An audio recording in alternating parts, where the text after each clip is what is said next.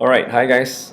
This is the second part of your assignment briefing, and based on all the documents that I've uploaded before, thanks to some of you who have submitted your introduction to the company, there's at least half of you who have not decided on which company and also what is the system within your company that you are selecting. So you will need to get that done as soon as possible. I'm also here to brief you because there's already one of the there's one of the submission dates which have passed, which is on the 24th of May, which is the introductions to the companies.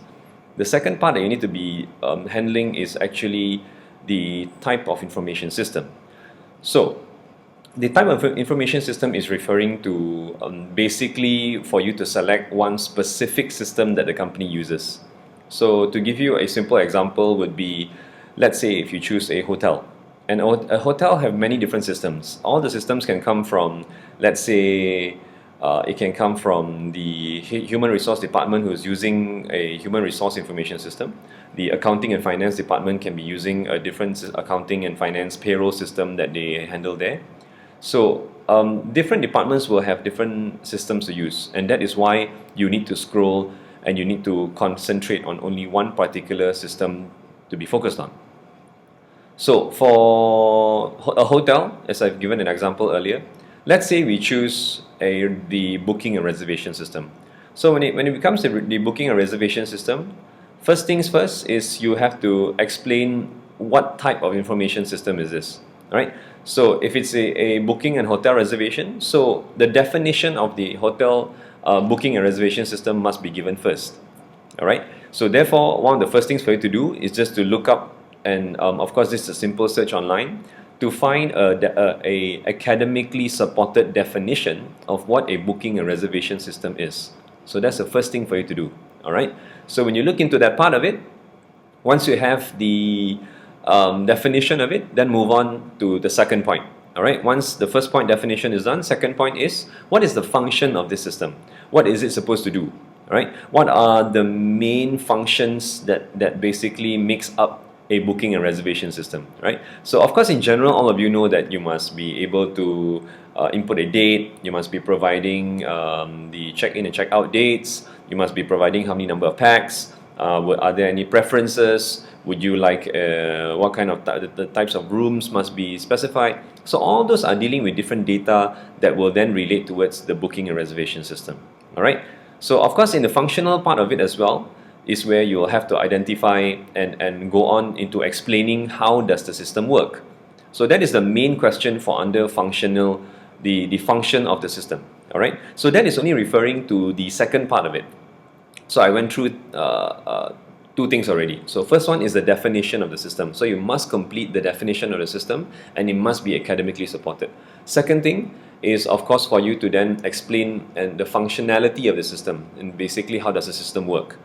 Third part is actually for you to then look into the benefits. What are the advantages of using this system? So as you would know, most of these companies, they have survived before without any of these systems, which basically means that they can actually do all those, they were operating without those systems. So currently when you are actually highlighting what are the advantages of the system, please do not forget that you are not only covering the business aspects on why they are important. Now what do I mean by a business aspect and why they are important? The three things that are always on the business aspect of it.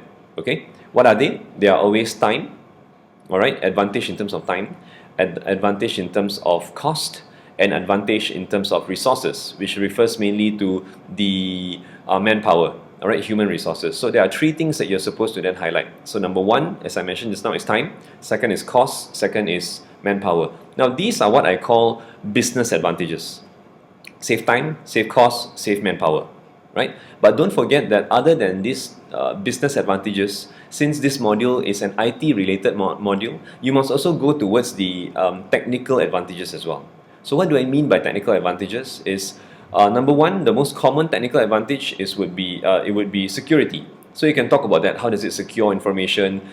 Customers do not need to be worried about their personal details being leaked out and so on and so forth, right? Second can be in terms of to reduce redundancy, duplicates and so on and so forth. right? So when you reduce those things, when you don't have any redundancy, now that is a technical advantage because you don't need to save the information again and again, or you're saving it somewhere manual and so on. So that is something which is a technical advantage. All right. So compare these two advantages together and make sure there is a balance between them. Right? You are not allowed to only speak about one. It's not only focusing on the technical advantages or only the business advantages. It must be a combination of both. Right? When you have a combination of both, then there is a balance. At least you are fulfilling the requirements of the module, which of course goes into managing, which is the management aspect and business side of it, and also the information systems and the IT side of it. All right. So these two parts must be focused upon. All right. So that's it for answering what is the type of information system. Okay, so that is due on the 7th of June, which I will be seeing you on the 6th of June, this coming Tuesday, for your lecture from 5 to 6 p.m.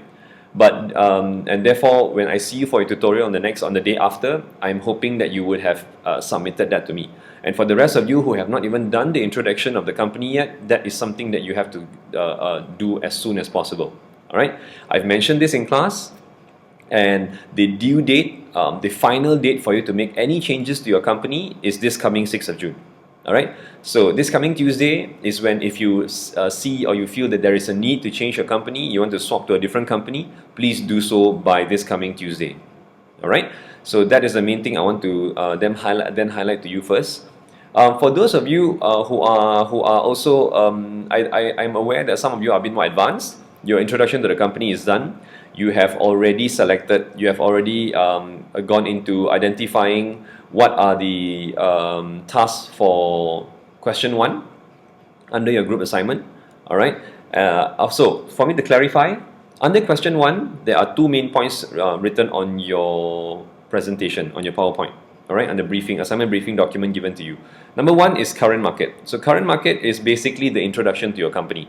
Alright, so for those of you who have submitted it, just double check if you have filled in the company mission, vision, aims, objectives, business activities, customers. Alright, also as part of the current market, you need to do an analysis. Now this question was asked to me in class before, and I'm suggesting that you will have to do all 3. Alright, the Porter 5 forces, the SWOT, okay, alright, and also PESTEL. And why do you need to do all 3?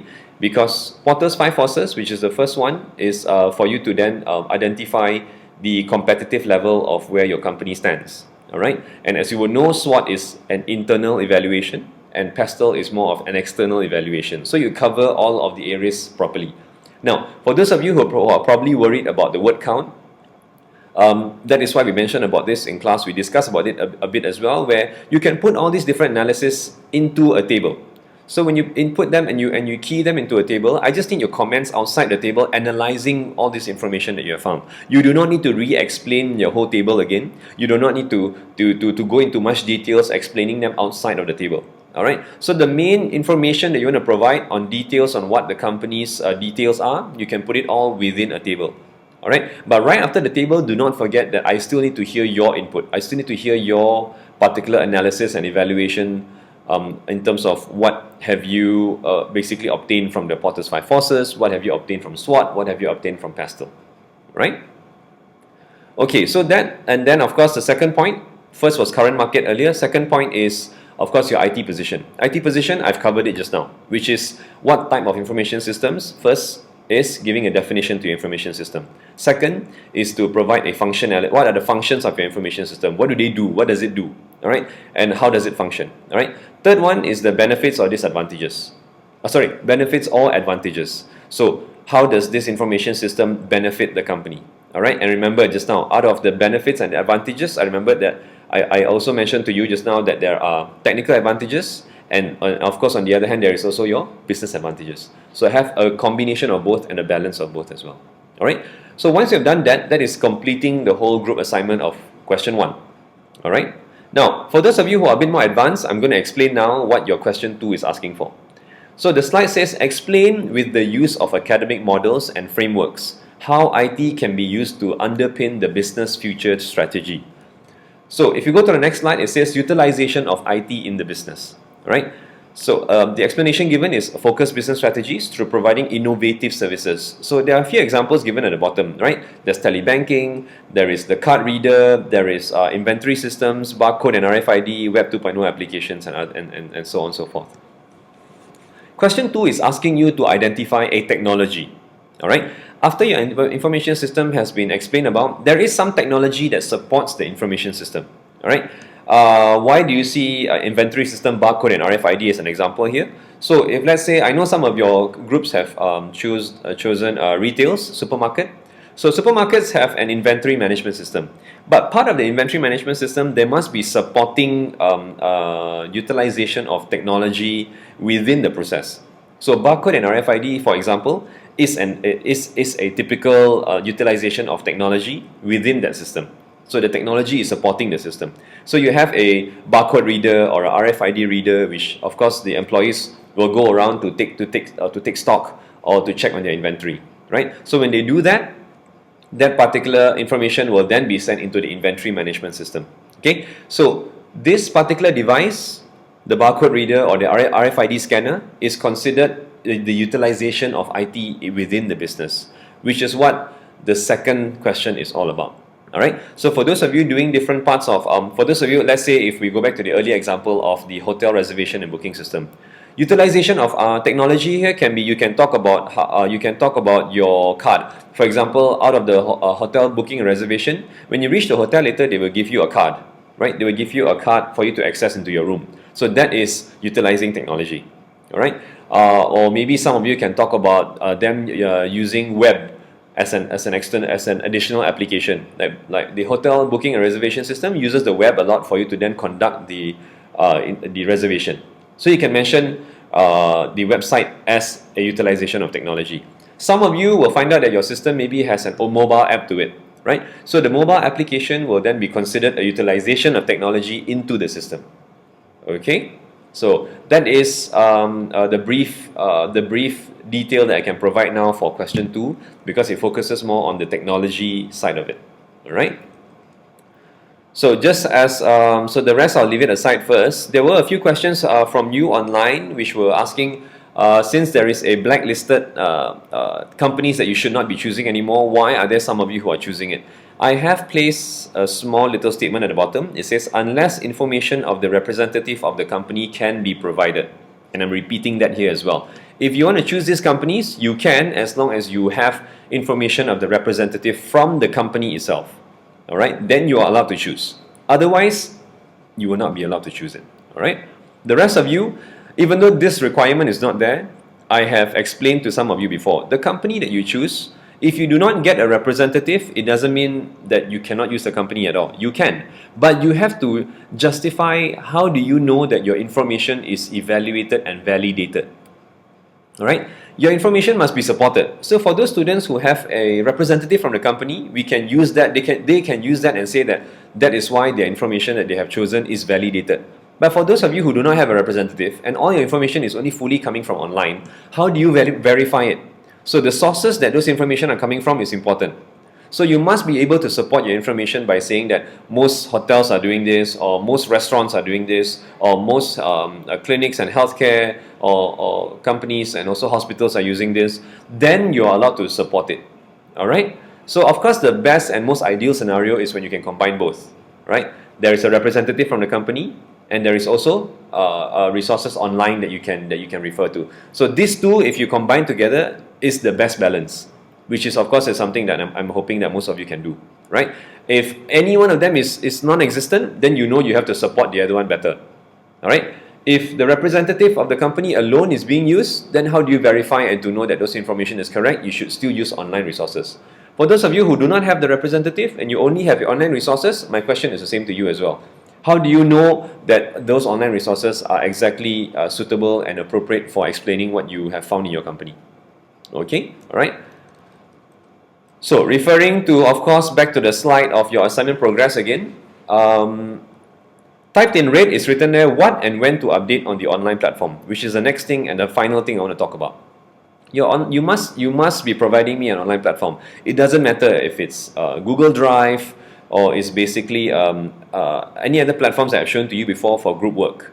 so that all your group members can be there. You can share documents there, you can edit documents there, you can have discussions there, and I'm part of the group in there as well. And that's what I meant by the online platform. All right. The only one platform that I mentioned to you that you should not use is Facebook. All right, because then there'll be too many notifications and you will not be paying too much attention on it. So the class, as a class, we are already using it as a huge platform, because then it is only for you to get updates, for you to get notifications and announcements, right? But for your own platform in your group, between the two of you and me, all right, is the one that I require you to choose a different platform. So identify one, send me the link through my Gmail, Jerry Chong CF, Jerry Chong China Finland, jerrychongcf@gmail.com. And then make sure that you are add me there, and then we can continue discussions there, because you can also ask me questions and clarify certain things if you're not aware of it. All right, so that's all the updates from now.